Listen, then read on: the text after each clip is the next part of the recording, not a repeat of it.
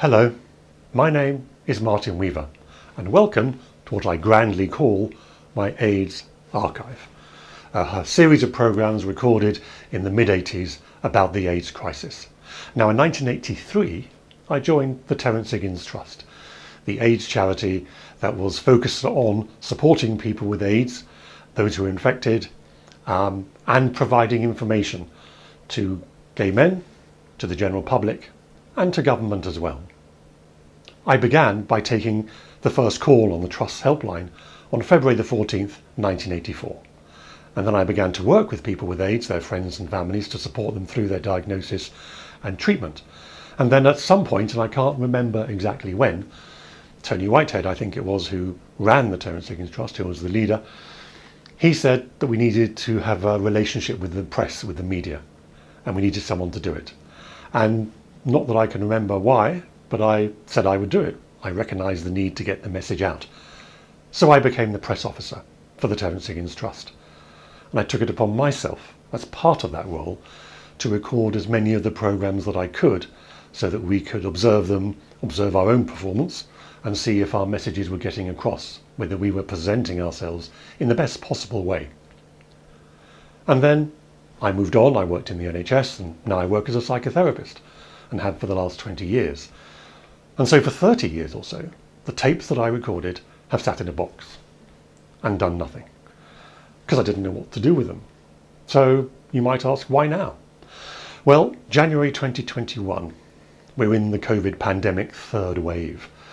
And I have found in the last year that talking to my clients, to my colleagues, my friends, my family, people who are scared about living in a pandemic, that we've been through this before. Resilience is defined as bouncing back after a traumatic event, returning to normal functioning. And my experience in the HIV/AIDS epidemic has given me confidence that we will get through the COVID-19 pandemic. As in the AIDS pandemic, people will die. The question is whether they are likely to die, whether they should have died or not. But most of us will get through. We had the 1918 flu epidemic as well, and a lot of us have survived, although it's important to remember that many of us died. And so talking to these people, my clients, my colleagues, my friends, my family, brought up all sorts of memories for me about working at the Terrence Higgins Trust. And then Channel 4 came up with the drama from Russell T Davies, which will be premiered at the end of January. And that brought up some more memories for me, and one in particular, well, perhaps not a memory, but an idea that, as far as I know, there has never been a drama or a documentary about not just the Terrence Higgins Trust, but the, as it were, community response to HIV and AIDS. And I don't know whether Mr. Davies has overplayed or underplayed the public reaction and the culture that was happening in the mid-80s. When there are documentaries about the 80s, we hear about the Blitz Kids and Peter Tork and Sloane Rangers and the miners' strike and all sorts of other stories. And all those stories are true. But the story that we don't hear about, or I don't remember hearing about, is that of the community response to HIV and AIDS. Whether this documentary, or rather this drama of Mr. Davies, will spur that on, I don't know. But if you want a wider view of what was going on in the mid-80s, what the culture was like, the people that we were talking to, what would happen when you got a diagnosis, then the programmes on this channel will give you that broader aspect, that idea. There are documentaries, there are discussion programmes and chat programmes, and a couple of adverts. And there are some free films as well, made by concerned artists. And the other reason, or the last reason why I put this channel together, is that I can put this channel together. It's important to remember that back in 1985 there was no internet. There was no Facebook, no Twitter, no Instagram, no TikTok. The only way of connecting with people was through either the national press, the newspapers, or the television. And in 1985 we only had 4 television channels. So in some senses it was easier to get messages out through those sorts of media, the mass media, but we didn't have the clamour of social media. The other thing to remember as you watch these programmes is if you're expecting a high definition or indeed a standard definition quality, That's not going to happen. These were all recorded on a video cassette recorder, and they were recorded off the television. So the quality is less than you would expect now, but actually, having not been played for 30 years, actually the quality is still there. And the bizarre thing is that in order to transfer these to digital, I had to go out and buy a VHS video recorder, because I got rid of mine ages ago with the change in technology.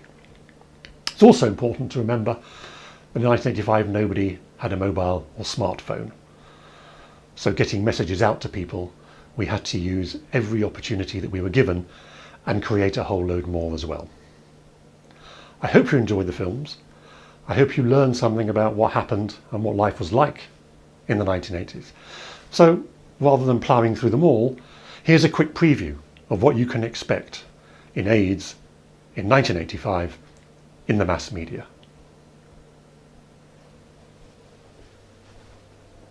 On BBC Two, Horizon. The government is at present running a campaign to alert people to the dangers of AIDS. Tonight's programme reports on the extent of the AIDS threat and progress in controlling the disease. It includes descriptions of sexual practices relevant to the spread of AIDS that some viewers might find disturbing.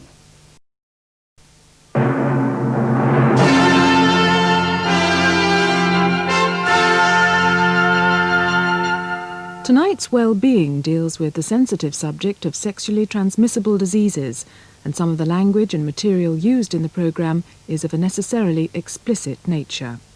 Now, daytime. Sarah Kennedy chairs a discussion about the disease AIDS. Included in the programme is a filmed interview with an AIDS victim, which some viewers might find distressing. The papers carry more stories about the so-called gay plague, but they don't tend to be very strong on information. So what are the facts? There's one disease in this country and in many other countries that's spreading even faster than AIDS, and that's best called APES, AIDS-induced panic syndrome.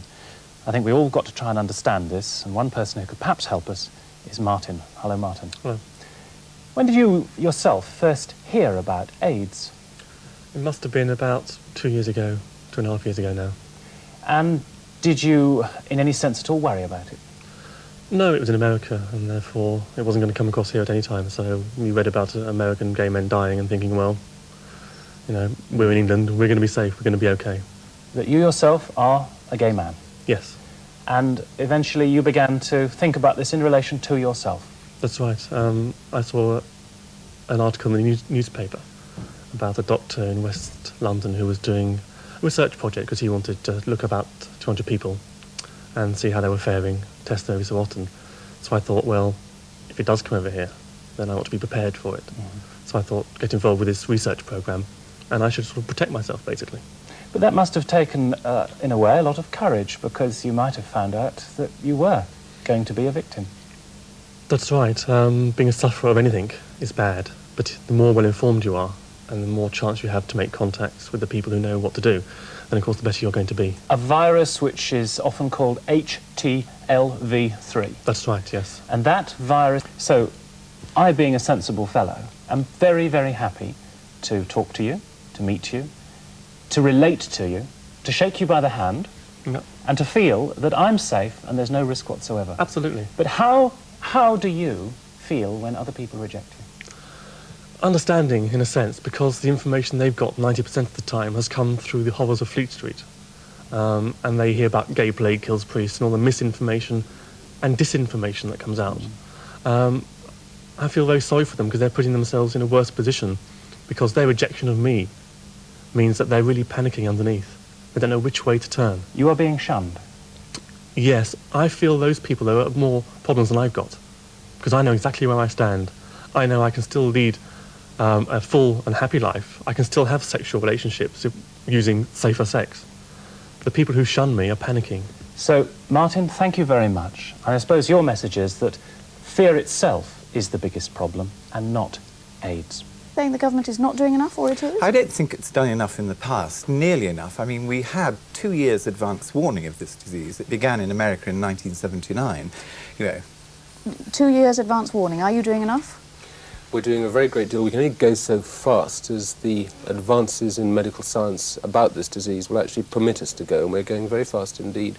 What we've also got to do, of course, is not just to back new discoveries, which will help us to screen for and to test for the presence of AIDS, and also, God willing, one day have a cure for it. But what we've also got to do is to work with voluntary organisations and others to try and do what we can to get as much of an attitude of responsibility as we can in those people who are in the most at-risk groups, because prevention is critically important to stop it growing any faster than it already is. Thank you very much indeed. Thank you, Richard. You mentioned the Terrence Higgins Trust. I have two colleagues here from that particular trust.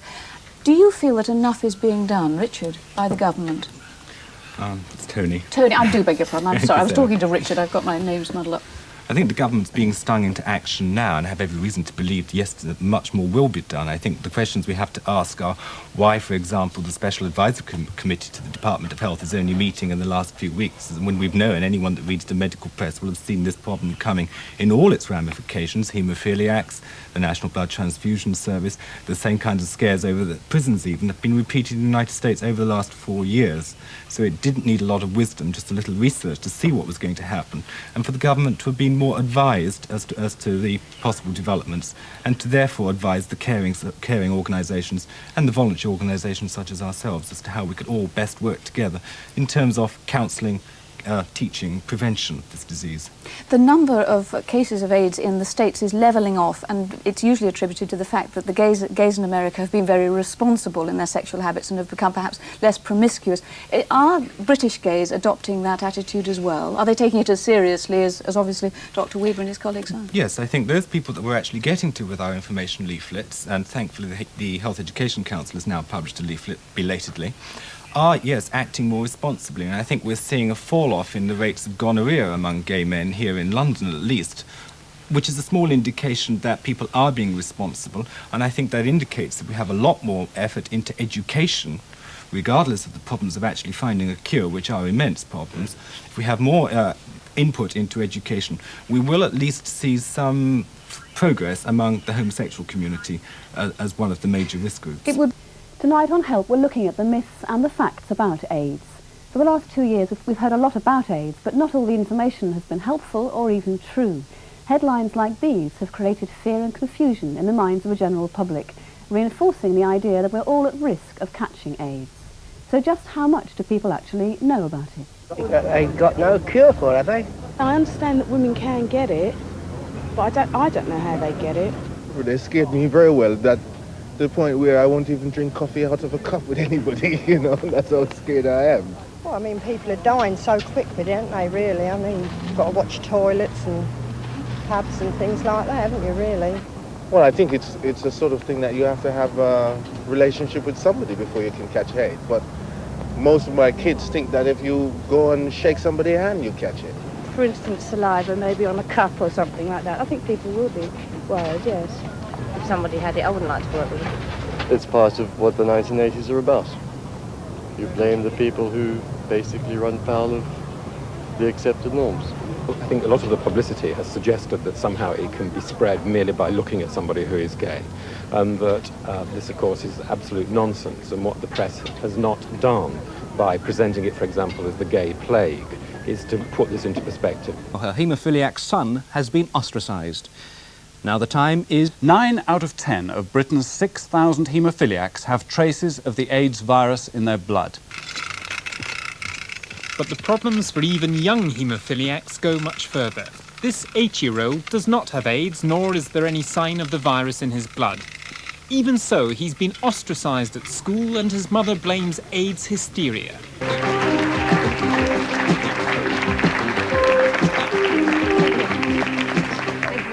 Hello and welcome to Where There's Life. Now tonight we're going to be talking about AIDS and the hysteria that surrounds it. With me tonight I have an AIDS sufferer, some AIDS carriers and an interested audience. Now when we started to make this program we had no idea how widespread the hysteria had become, nor the difficulties that we would face in trying to make this program. For despite the fact that we know that AIDS can only be spread by sexual contact or by the mixing of bloods, that it can't be caught like a cold, and that there's absolutely no danger at all in ordinary social contact, irrational fears have prevented us from making the programme in our usual studio. So we've had to come outside of the studio to this club in the west of Leeds in order to make the programme for you. And first of all... The fear of AIDS has caused prejudice and in many cases hysteria. And in many cases hysteria.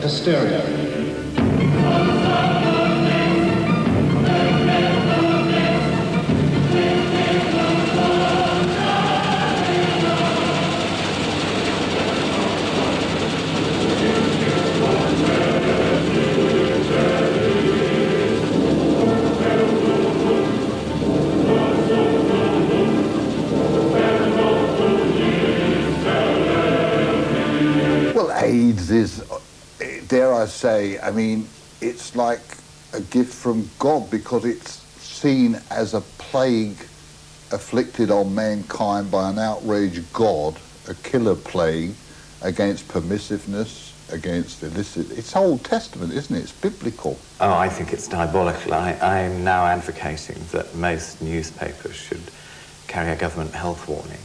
I really think they are very dangerous to people's health. They've tended to concentrate on specific cases, individuals. They've gone in for a lot of witch hunting and soapbox moralising, and I think have created a great deal of anxiety.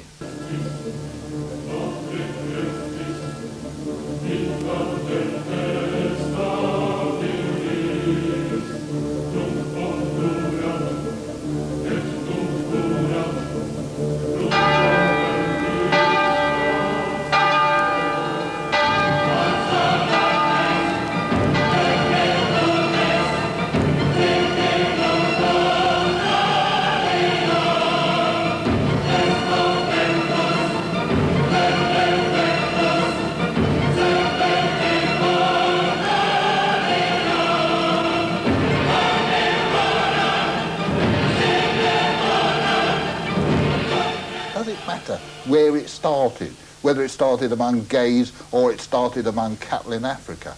It is a gay plague. Well, I think it's a misnomer.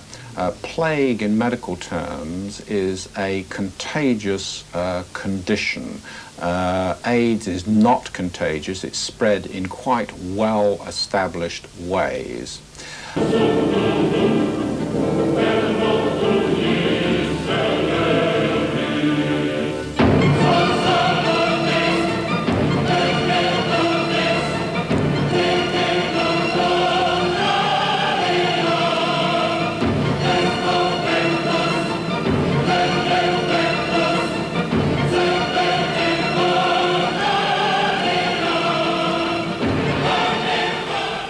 The media seem to be obsessed with creating a kind of hierarchy of blame. You get certain people who suffer from AIDS as being described as innocent victims, such as babies and, in some cases, haemophiliacs, which presumably means that other sufferers, such as gay men, are guilty victims in some way. And it's something that you see over and over again happening in television and newspapers. I believe very strongly that people are responsible for their own actions, and that if those actions result in them catching a disease, for example, then that responsibility should be brought home to them. And I would be constant in this belief that the responsibility for one's own actions is paramount. And I write this in all sorts of contexts, in all kinds of situations. And you suggest also that we therefore should reinforce a standard of decent living. This is the word you use here, decent living. Yes. Could you expand on that, please? Well, I would have thought it was pretty clear to heterosexuals and homosexuals that decent living, for instance, would not be promiscuous, casual sex, picking up people anywhere and under any circumstances, and having no particular concern about who they were or what they were, as long as you were having your instant gratification. Now, if you lived, as I say, responsibly and faithfully, if you like, with a partner who was doing likewise with you, then that would be comparatively decent compared with the promiscuous behaviour which had previously been putting you at risk had you changed. You'd be then not at risk. Could I have a pound of tomatoes and a lettuce? I'm Jonathan Grimshaw. I'm 32 years old, I'm gay, and I live in London. The greatest challenge I've ever had to face in my life was when I discovered I had HTLV-3. That's the virus that can cause AIDS. I think one of the most frightening things about HTLV-3 was how little doctors seemed to know about the virus. That was nearly 2 years ago. They've learned a lot about it since then, and how it works, but very little about how to treat or cure it. At that time, there was only one place to go. The Terrence Higgins Trust was set up to give advice and help to people affected by AIDS. Terrence Higgins was the first Briton to die from AIDS. When I met him some years ago, I never dreamt I would be seeking help from an agency named in his memory. The Trust is deluged with requests for help and advice. It has to rely mainly on unpaid volunteers. It's overworked and underfunded, which seems ironic considering the fuss made about AIDS in the press. But it manages to provide essential information, support groups for people affected, and a vital lifeline with its telephone advice service. Hello, Terrence Higgins Trust, can I help you? When AIDS was first noticed in the United States, it's true that it only affected gay men. And for that reason, doctors thought that it must be caused by some aspect of homosexual lifestyle. Very soon after that, it became evident that AIDS was endemic in Central Africa and that it affected homosexual people and heterosexual people equally. Now that was earlier in the 80s, but even after that, the press in this country still continued to call it a gay plague, and that was simply wrong, and it has clouded our understanding of what AIDS is, and because our understanding has been clouded, it's limited our ability to respond to it sensibly. Say to you, Philip, that I found that interview you did with Martin very moving indeed, and I hope it helped people. It was a privilege to do. Thank you, Martin, for that, and we'll see you next week. Bye-bye. So, there we are, a quick history lesson. If I'm going to dedicate this archive to anybody, then largely it's to the people who've died since 1985, the people that I worked with and tried to help. The people who since then have survived, and there are a number of people who were diagnosed in those mid-80s who've gone through various treatment programs and support programs and are still around today. Also to the people who are diagnosed as we now call it, HIV positive. And to all the people who've been diagnosed perhaps even in the last few weeks. And also to the other people, the people who, like me, volunteered hours of our time because it fitted our values and we believed it was important, in the Terrence Higgins Trust, but also in the Sussex AIDS Trust, Manchester AIDS Helpline, Scottish AIDS Monitor, to name but three. And there were many others up and down the country. And of course there were lots of other organisations run by people diagnosed with AIDS, frontliners, people who are HIV positive, body positive. And then there were the hospices that were created. London Lighthouse being the first one, the Mile May Mission Hospital being one of the others here in London, and many others up and down the country.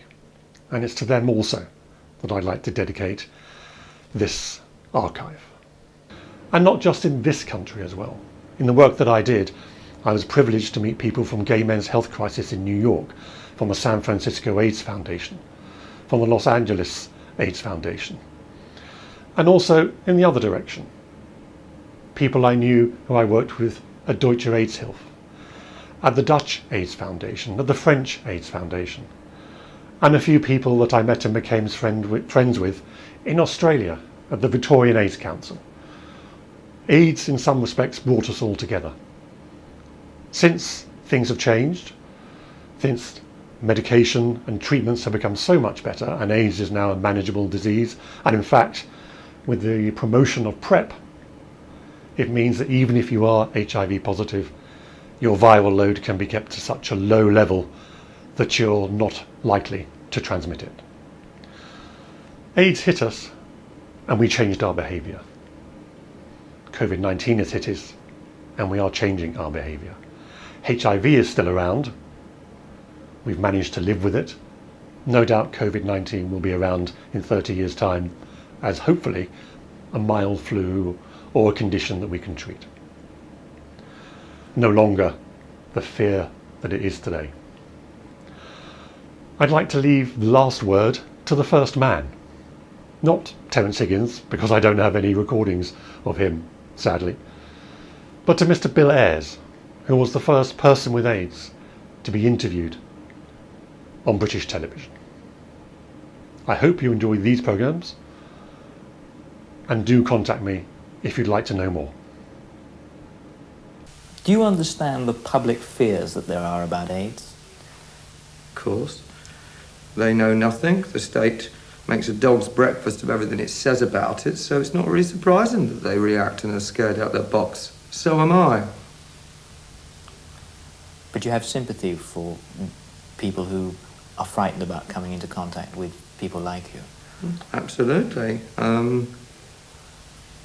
I, in fact, have since found out, by the way, not informed, but found out that it is not as contagious as the officials seem to indicate. And of course that is then reflected in the nightmare headlines in the gutter press. Why have you decided to talk about the fact that you've got AIDS now? Well, I'm going to die. I don't want to die. And nothing really is being done. The government has made a derisory offer of money, or given a it won't even pay for the office space and a secretary and a few typewriters. I'm a taxpayer. Lots of homosexuals, we're all taxpayers. We contribute to society in greater and lesser extent, and I'm sorry, it's totally inadequate and it's absurd. And it's selfish. I want something done. I don't want to die. I'm glad that I wake up in the morning and I try to live for the moment and the future, and not for the past. I have a little bit of nostalgia here and there, but I try to enjoy what I've got, my friends and relations, and just enjoy life, which is the only thing I really can do now, as best I can anyway.